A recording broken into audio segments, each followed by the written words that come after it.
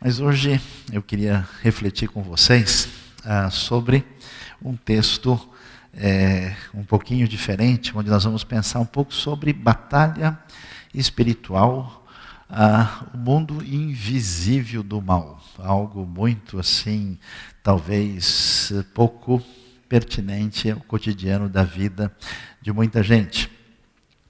Atos capítulo 19, começando com o versículo 11, diz o texto seguinte: Deus fazia milagres extraordinários por meio de Paulo, de modo que até lenços e aventais que Paulo usava eram levados e colocados sobre os enfermos. Esses eram curados de suas doenças e os espíritos malignos saíam deles. Alguns judeus que andavam expulsando espíritos malignos tentaram invocar o nome do Senhor Jesus sobre os endemoniados, dizendo: em nome de Jesus, a quem Paulo prega, eu lhes ordeno que saiam. Os que estavam fazendo isso eram os 7 filhos de Seva, um dos chefes dos sacerdotes dos judeus. Um dia, o espírito maligno lhes respondeu: Jesus eu conheço, Paulo eu sei quem é, mas vocês, quem são? Então o endemoniado saltou sobre eles e os dominou, espancando-os com tamanha violência que eles fugiram da casa nus e feridos. Quando isso se tornou conhecido de todos os judeus e gregos que viviam em Éfeso, todos eles foram tomados de temor. E o nome do Senhor Jesus era engrandecido. Muitos dos que creram vinham e confessavam e declaravam abertamente suas más obras. Grande número dos que tinham praticado ocultismo reuniram seus livros e os queimaram publicamente. Calculado o valor, este chegou a 50.000 dracmas. Dessa maneira a palavra do Senhor muito se difundia e se fortalecia. Depois dessas coisas, Paulo decidiu no espírito de Jerusalém, passando pela Macedônia e pela Caia. Ele dizia: depois de haver estado ali, é necessário também que eu vá visitar Roma.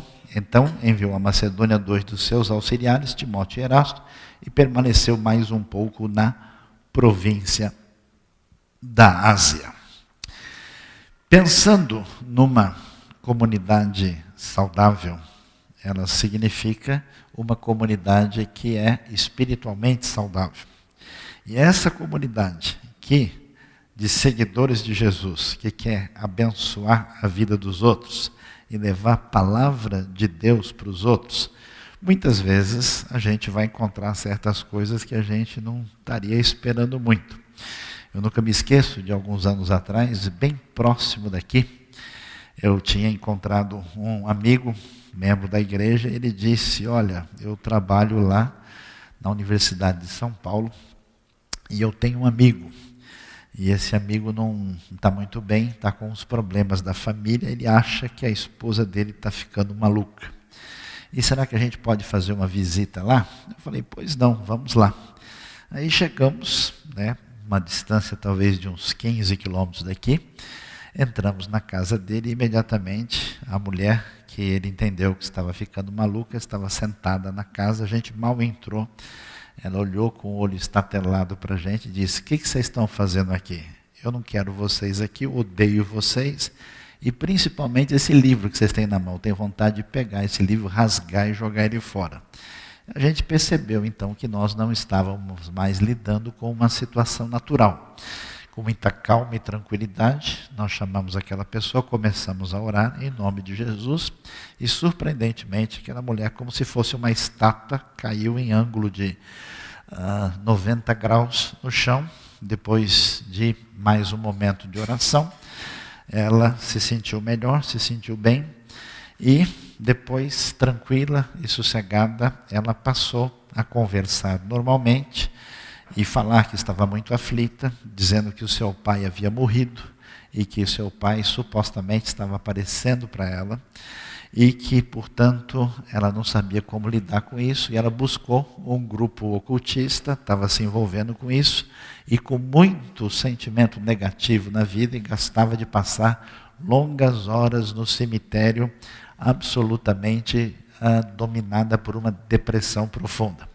Uma vez que nós oramos e continuamos numa batalha de oração em favor dela, aos poucos ela se viu livre daquela influência maligna, se sentiu bem, tomou sua decisão por Cristo, foi batizada, o marido também se converteu. Interessante que o amigo deles viu aquilo, tomou uma decisão, entendeu o que era o Evangelho, inclusive depois de pouco tempo ele se matriculou num seminário para estudar teologia, entendendo a realidade de um mundo espiritual que a gente não vê.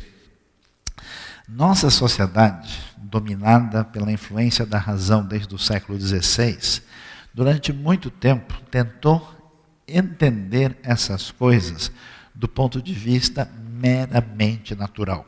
Ou seja, isso tem explicação sociológica, isso tem explicação psicológica, isso tem explicação de diversas maneiras, e é verdade que muita coisa que as pessoas imaginam ser de ordem espiritual, tem outro tipo de explicação. Mas a Bíblia é muito clara em afirmar, primeiro, a realidade do poder do mal. Vale a pena a gente olhar o que o texto de Lucas, capítulo 10, nos diz. No versículo 17 em diante, os 72 voltaram alegres e disseram: Senhores, até os demônios se submetem a nós, em teu nome.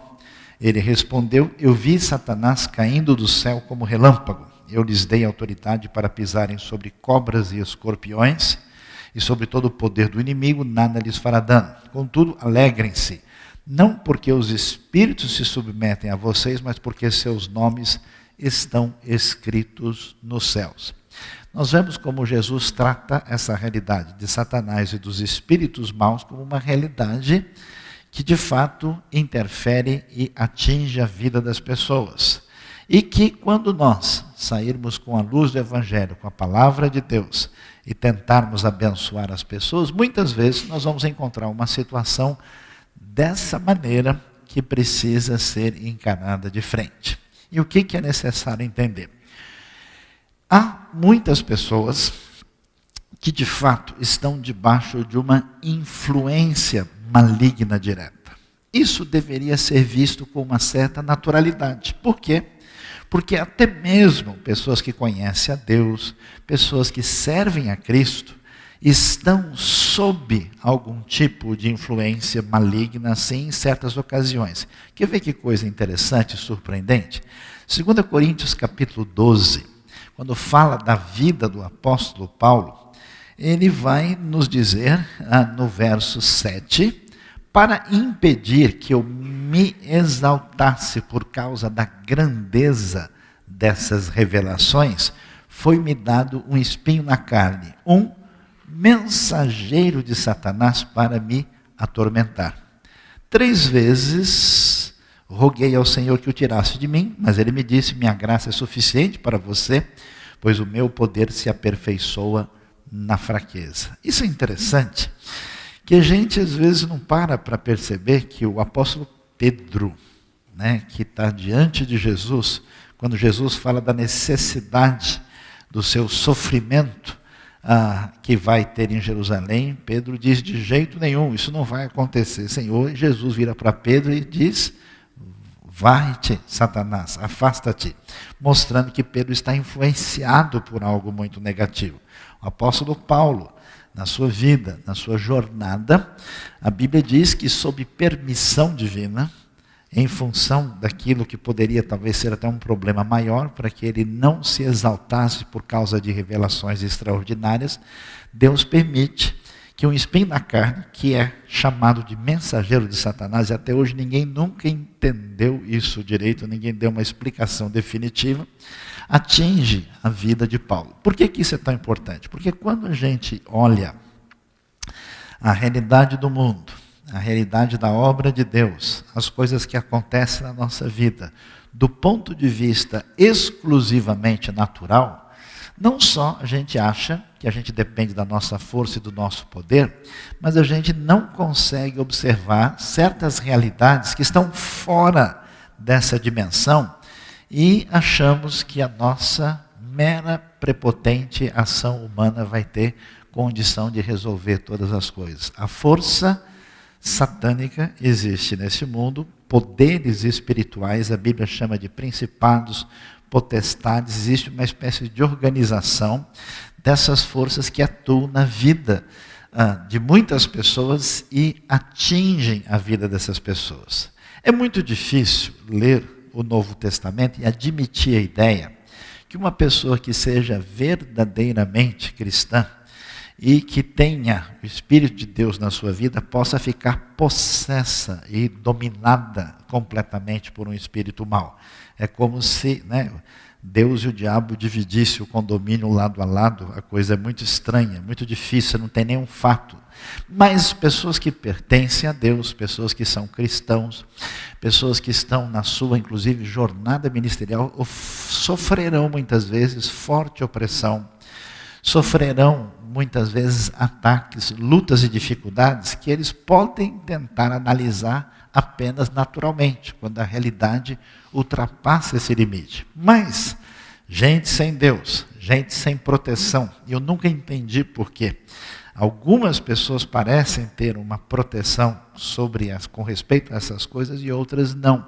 Talvez pela sua vida, talvez pelo nível de envolvimento em certas coisas que degradam a vida da pessoa, talvez pelo seu próprio envolvimento com o ocultismo. Algumas pessoas têm uma fragilidade maior com essas coisas e estão sim dominadas por poderes do mal. O que é importante a gente observar? Numa situação dessa, a Bíblia nos diz que essa realidade que toma conta de todo mundo na sua história, não só de perceber o mal, como temer o mal e descrevê-lo das formas mais variadas nas diversas culturas, que essa realidade, debaixo do poder de Cristo, ela é absolutamente vencida. Portanto, alguém que conhece o Evangelho, que conhece o poder de Cristo Jesus, não precisa ter nenhum medo dos poderes das trevas,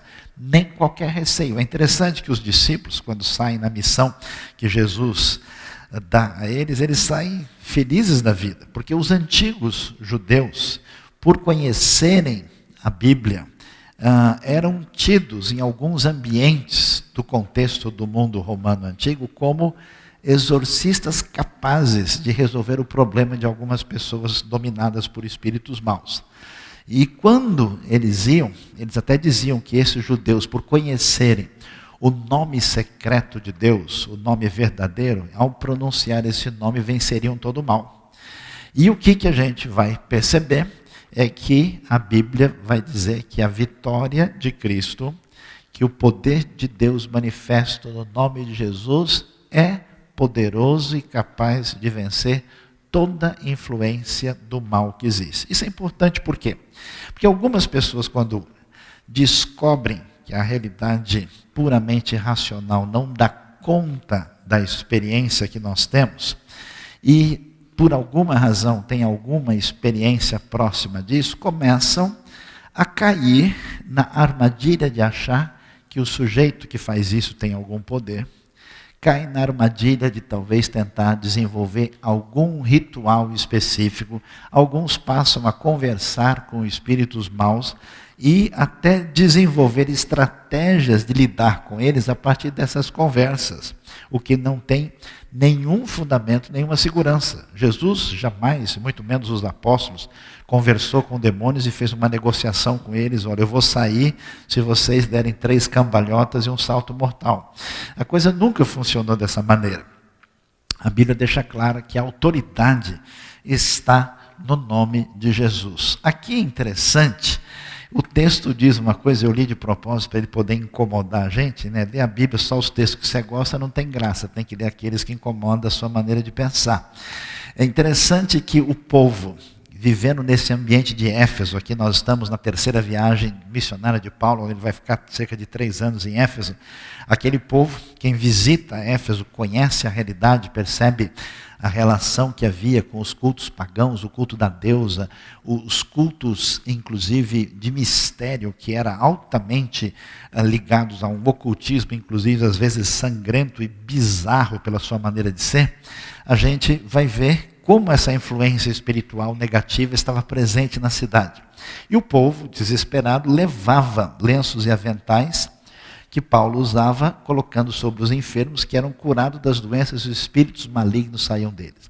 Isso é apenas um sinal de uma demonstração de fé. A gente vai ver isso no Novo Testamento, que às vezes alguma espécie de situação dessa aparece, não como se o objeto ou o ritual em si tivesse poder, mas ele era apenas um sinal da manifestação concreta da fé de uma pessoa. Interessante, por exemplo, a história de Jesus quando cura aquela mulher que tem fluxo de sangue, né? E ela toca na roupa de Jesus e na hora Jesus, quem me tocou? Os discípulos ficam até bravos, como assim quem tocou? A pergunta é quem não tocou? Está todo mundo tocando. Como assim? Não, mas eu senti que de mim saiu poder ou virtude. Mostrando para a gente que quando alguém deposita a sua fé, sua esperança em Deus, e mostra isso de uma maneira concreta, independente de ser de uma ou de outra forma, assim como alguém pede para alguém ficar de pé, ajoelhar, fazer isso, aquilo, como sinal da sua esperança e fé em Deus, essa pessoa era libertada. E aqui para mostrar o poder de Cristo, o poder sobre qualquer força do mal, qualquer situação de opressão, essa pessoa podia e era absolutamente libertada. Nós vemos nesse texto que a situação de alguém que estava envolvido com essas coisas, às vezes, iria exigir um passo a mais. A gente não entende direito, são detalhes do chamado mundo espiritual, que algumas pessoas, na sua vida, no seu jeito de ter, nas coisas que têm, podem de alguma maneira ter alguma coisa que estabelece o vínculo entre ela e o poder do mal. É o caso de gente, eu me lembro de uma senhora, muitos anos atrás, a gente foi numa reunião de um pequeno grupo, aqui na zona sul de São Paulo, e uma pessoa que estava lá, eu não sabia, estava com a vida totalmente destruída, e ela tinha feito diversos pactos com diversas entidades. E a gente estava simplesmente lendo a Bíblia aqui como os irmãos, tal, e daí aquela pessoa começou a passar mal, e depois do final a gente orou por ela. Era impressionante as reações que ela tinha em função do seu envolvimento, que foi um envolvimento completo, a ponto de ter juramento escrito, a ponto de ter roupas e de certas coisas particulares que representavam o seu compromisso com as forças do mal ali envolvidas. Depois de um tempo, de muita oração, de uma batalha que levou algum tempo, diversas semanas, aquela pessoa tomou sua decisão, pegou aqueles objetos, jogou fora, queimou, desistiu, rompeu completamente o seu vínculo com as forças do mal. Quando alguém está envolvido com qualquer coisa que não corresponde àquilo que Deus deseja na área de espiritualidade e se envolve com coisas que trazem essa porta aberta para a influência do mal, essa pessoa precisa romper com isso de maneira definitiva. Por isso é interessante que as pessoas que se converteram aqui a Cristo, como nós podemos ler, eles reuniram seus livros, eles declaravam abertamente suas más obras, aquela confissão que trazia o que era muito comum na igreja primitiva, que era uma renúncia a Satanás e a vida anterior, porque esse pessoal era envolvido com tudo isso, até com medo de alguma coisa, buscavam proteção em algum tipo de forma de religiosidade. Eles renunciavam, e grande número dos que tinham praticado o ocultismo reuniram os seus livros. E imagine que livros são esses. São livros de bruxaria, de feitiçaria, de como fazer as coisas funcionar, porque o ocultismo se baseia nisso, né? Existe uma realidade oculta no mundo, a gente precisa descobrir as formas para fazer com que essas forças venham atuar a nosso favor. Imagina só essa fogueira, a ponto do que eles conseguem aqui é um valor de 50 mil dracmas. Uma dracma pagava o salário de um trabalhador braçal durante o dia. 50 mil, você pode calcular, é algo aí de até mais de um século de trabalho, de tanto livro envolvido com o ocultismo perverso que é rejeitado e destruído. Nesse sentido, é necessário que qualquer pessoa que tenha esse envolvimento decida se quer envolver-se com Cristo Jesus, receber o Evangelho na sua vida, ou se quer caminhar no lado oposto a isso. E quando a gente vai ajudar, abençoar uma pessoa, ensinar o caminho, é necessário que a pessoa chegue a um ponto de decisão. Não dá para servir a dois senhores. A influência espiritual negativa do mal é algo bastante sério. Agora, é interessante que, lidando com essas coisas, nós não estamos falando de um mecanismo automático, quando as coisas vão acontecer, como se elas pudessem entrar num processo que pudesse ser colocado numa fórmula ritual. Tanto que assim acontece com esses filhos de Seva, que acharam interessante o jeito que Paulo com facilidade lidava com os espíritos maus, pegaram a fórmula e foram lá, vamos fazer também. E chegaram, para os espíritos maus, conforme o texto nos apresenta aqui no versículo 14, e disseram, olha, o nome do Jesus que o Paulo está pregando, eu ordeno que você saia. E o Espírito diz, Jesus eu conheço, Paulo também, e vocês? Que história é essa? Espera aí. E aí foi o UFC de Atos 19, a maior surra levada por esses indivíduos, porque com essas coisas não se brincam, não se trata de uma fórmula mágica, não se trata de uma coisa ritual, existe uma autoridade no nome de Jesus, exercida por qualquer pessoa que tenha fé nesse nome e que seja seguidor de Jesus. Mas quando a gente pensa sobre isso, a gente começa a correr um certo risco.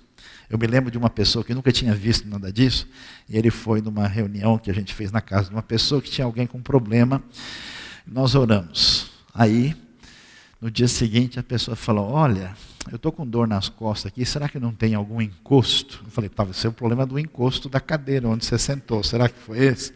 Não, o fulano está brigando muito com a mulher, será que não tem o demônio do desentendimento lá na casa? A pessoa está queimando muito arroz, será que não tem o demônio da rapa, que está agindo lá para sobrar aquele negócio?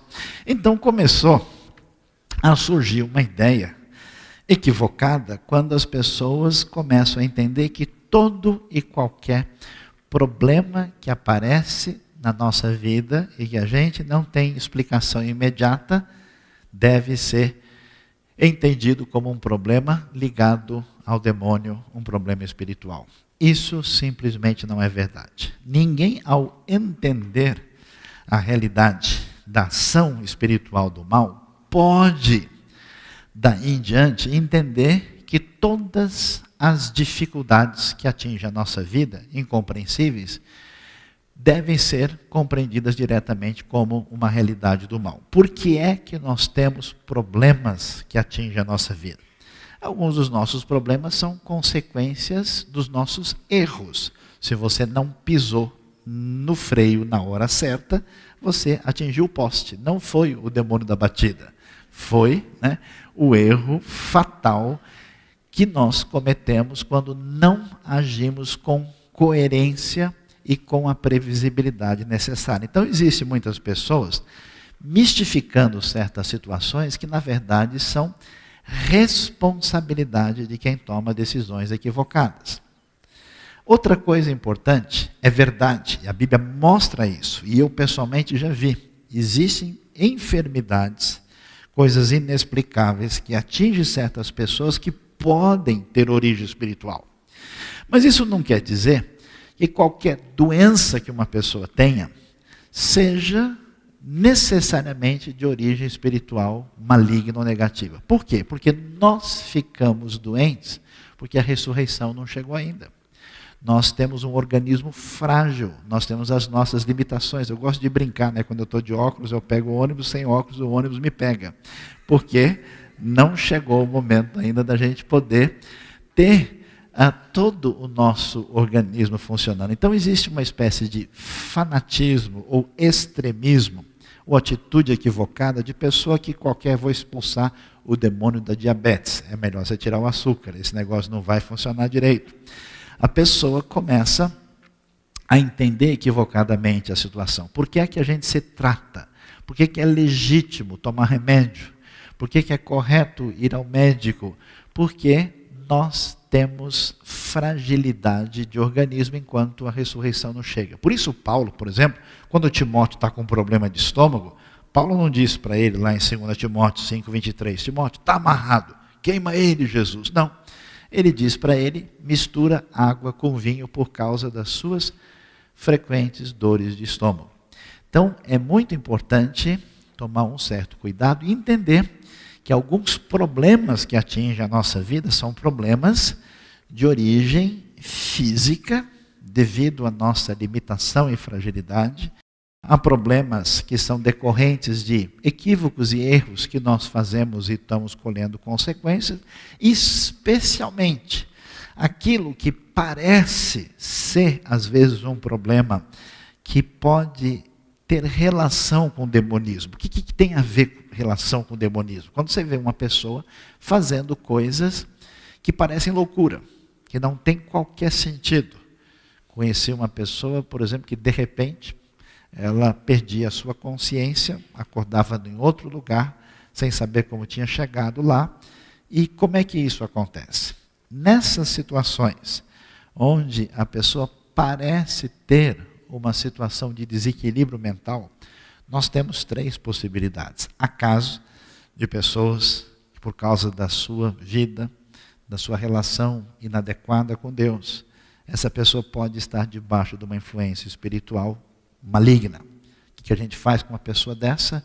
A gente reúne pessoas maduras, ora por essa pessoa, e se a pessoa tiver qualquer situação desse tipo, esse problema irá se manifestar e a pessoa pode ser liberta e modificada da sua situação por causa do poder que há no nome de Jesus.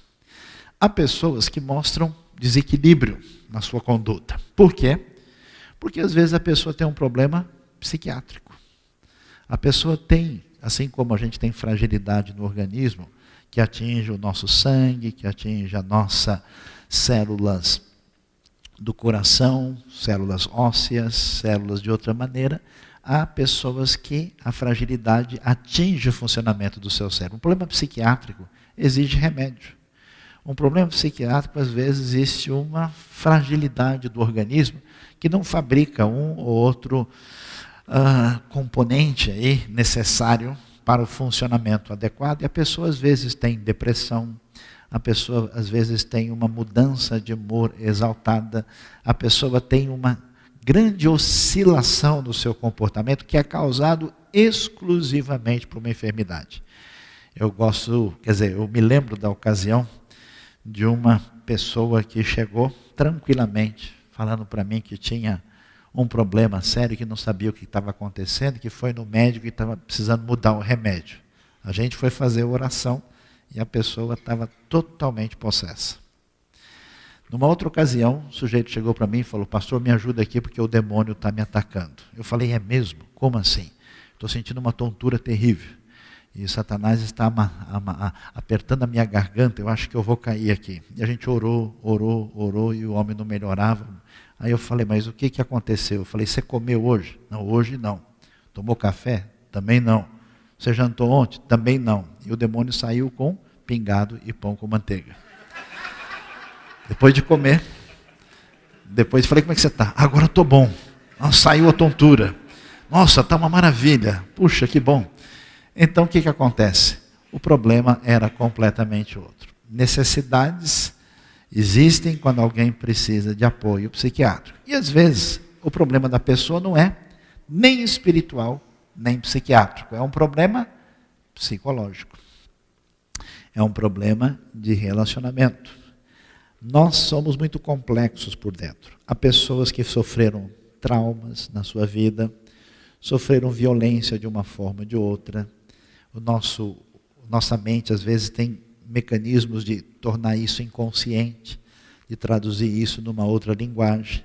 Pessoas que guardam ódio, pessoas que têm dificuldade de perdoar os outros, pessoas que tiveram um problema intenso na relação com seu pai, com a sua mãe. Essas pessoas precisam de aconselhamento, precisam de afeto, precisam de um trabalho que os ajude a cicatrizar feridas no coração que não foram bem trabalhadas. Às vezes, uma pessoa, num acesso de nervosismo, numa manifestação externa muito assim, fora do controle, alguém pode pensar, isso só pode ser coisa do demônio. Isso aí deve ser coisa do mal. Mas não vem ao caso. É necessário aí discernimento. Quando nós temos um problema espiritual, quando nós temos um problema físico, psiquiátrico, e quando nós temos um problema emocional, um problema psicológico que deve ser tratado da maneira correta. Pensando sobre essa questão tão valiosa e importante, eu queria terminar nossa reflexão lembrando aos irmãos o seguinte: a ação diabólica contra o povo de Deus, contra a igreja, contra o reino de Deus na Bíblia, na verdade, ela é enfatizada na direção em prejudicar a obra de Deus, prejudicar aquilo que envolve o Evangelho. Por isso, muitas pessoas, num caminho equivocado, tentam se proteger espiritualmente de maneira mística. É claro que você deve sempre se alimentar da palavra de Deus, você deve estar em oração, buscar comunhão com Deus, mas a Bíblia diz que nessa grande batalha, o fortalecimento da nossa condição perante Deus é a maneira de estar absolutamente firme nessa grande batalha espiritual. E em nenhum momento o Novo Testamento diz, olha, você sabe que os demônios existem, que o poder de Satanás em ação, então joga um sal grosso na frente da sua casa que está tudo resolvido. Abre a Bíblia lá no Salmo 91, né? Pendura assim o candelabro de Israel na porta de casa, para que não chegue nada na sua porta, né? Porque aí você estará protegido. A coisa não funciona. Eu conheço gente que carrega a Bíblia como quem pega um pé de coelho, para dar sorte, né? Eu ponho dentro da bolsa aí, quem sabe o Senhor me livra de ser assaltado. O ladrão também rouba, leva a Bíblia. Eu falei, ih, caramba, aquele negócio não deu certo, né?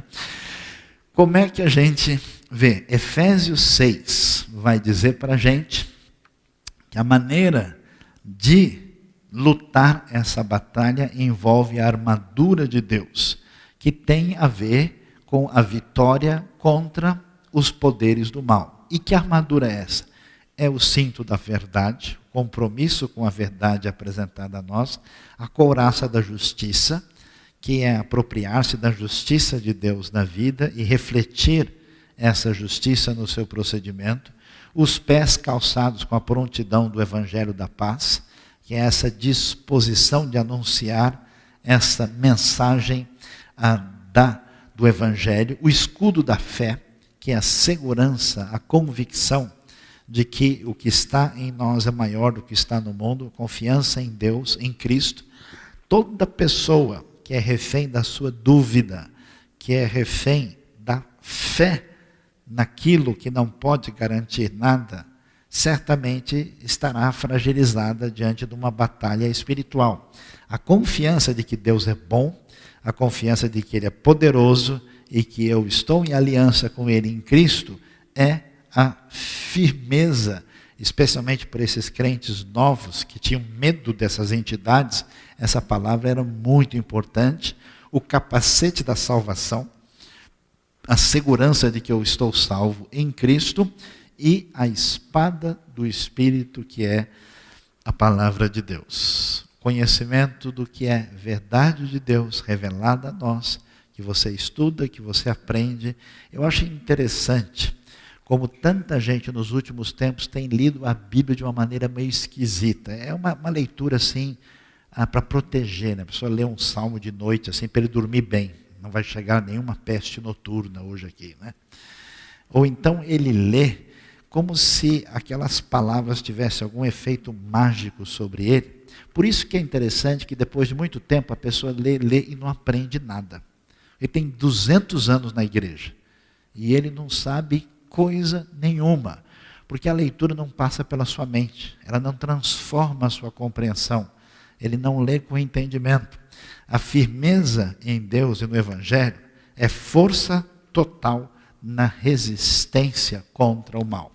E a última palavra que precisa ser considerada é o que nos diz o livro de Tiago. Como é que alguém vai de fato resistir ao que é errado, o que é ruim? Não abrindo a sua vida para entrar numa rota de colisão contra Deus.